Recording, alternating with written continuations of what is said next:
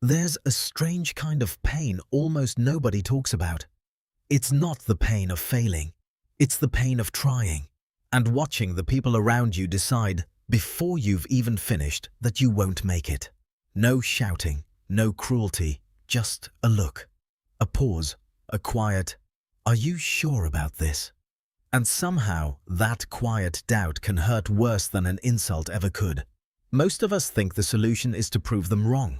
Work harder, get louder, collect enough success to shove in their faces. But that's not actually how this heals. Chasing proof for people who've already made up their minds is like trying to fill a cup that was never meant to hold water in the first place. If you're standing at the edge of something right now, a new business, a career change, a relationship, a dream, and the people closest to you keep exchanging that look, this video is for you. Today, we're going to unpack why doubt from others cuts so deep, what it's actually doing inside your brain, and how to keep moving without needing a single person's permission. To understand why this hurts as much as it does, you have to let go of the idea that being doubted is just words. Neuroscientist Naomi Eisenberger and her team put people inside brain scanners and had them experience social rejection. What they found changed how we understand emotional pain. The same brain regions that activate during physical pain became active during social exclusion, with activity in the anterior cingulate cortex rising in step with how much distress people reported feeling. In simple terms, your brain doesn't file "nobody believes in me" under heartbreak. It files it under injury. That's why doubt doesn't just sting your pride, it genuinely, physically hurts. So when you feel wounded by someone's skepticism, you're not being fragile. You're having a completely normal human response to what your nervous system reads as a threat to your survival. But here's what almost nobody tells you. Their doubt was never really about you. Reason 1, they're judging your future through their own past. Human brains are prediction machines. Whenever someone looks at your plan, they don't see your potential. They see every failure they've personally witnessed that resembled it. Your uncle who doubts your business idea isn't seeing you. He's seeing his own bankruptcy from 20 years ago, replaying like a warning siren. It's like asking someone wearing fogged-up glasses to describe your face clearly. What they see isn't you. It's their own history, projected onto your future. Reason 2, your growth threatens their comfort. Psychologist Leon Festinger's research on social comparison showed that people constantly measure themselves against those around them. When someone close to you attempts something bold, it quietly forces them to ask an uncomfortable question. Why haven't I done that? Rather than sit with that discomfort, it's easier to shrink you back down to their size. This is often called crab bucket behavior.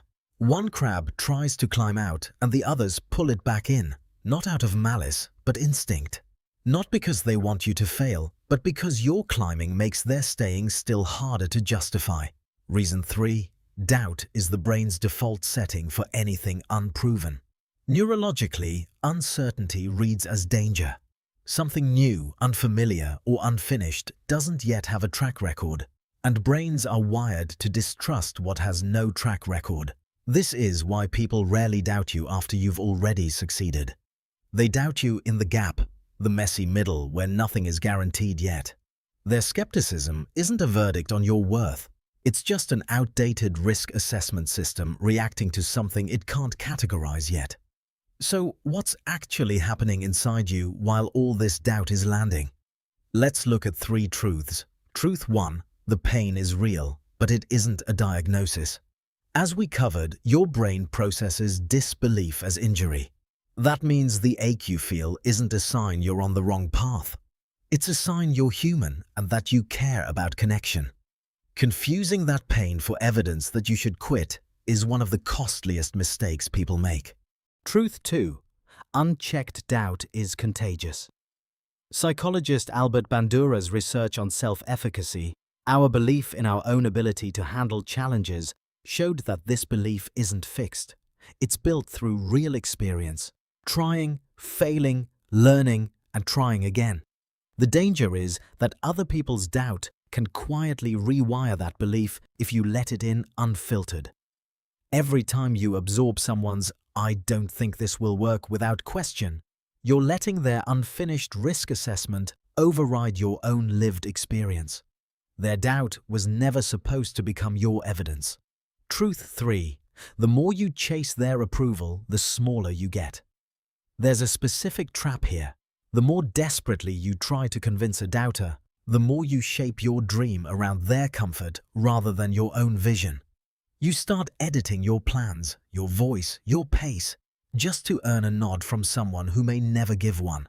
It's like negotiating with a locked door instead of simply finding a different way in. So, how do you actually keep going when the room is full of doubt? The relief doesn't come from winning an argument. It comes from one shift, building proof for yourself before you ever need it for anyone else. This is where Bandura's research becomes useful again.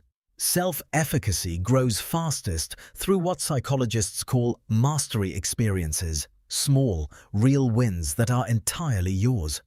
Instead of waiting to convince your doubters, give yourself one small, completed action each week. Finish the draft, make the call, ship the first version. Each one becomes quiet, private evidence that outweighs 100 opinions. Alongside that, practice what researcher Kristin Neff calls self-compassion. Being kind to yourself in moments of struggle builds resilience and reduces the urge to quit, rather than spiraling into shame every time someone questions you. When doubt lands, instead of attacking yourself further, try a simple internal phrase: "This is hard, and I'm still allowed to try." That sentence does something subtle but powerful. It interrupts the shame spiral before it can turn into self-doubt. Finally, build a boundary around your dream while it's still young. You don't have to announce every step to every person. Not everyone earns front-row access to something still under construction. Share your progress selectively with people who've earned trust, not everyone who happens to be nearby. And if you're the one who's been quietly hurt by all the doubt aimed at you, this part is for you. Being doubted is not proof you're wrong. Throughout history, some of the most accomplished people were doubted right up until the moment they weren't. As a teenager, Michael Jordan didn't make his high school varsity team, a sophomore that year, still growing, still unproven. He didn't spend that summer trying to convince his coach he deserved a spot. He worked, made the team the following year, and never stopped building from there. The doubt didn't disappear because he argued with it.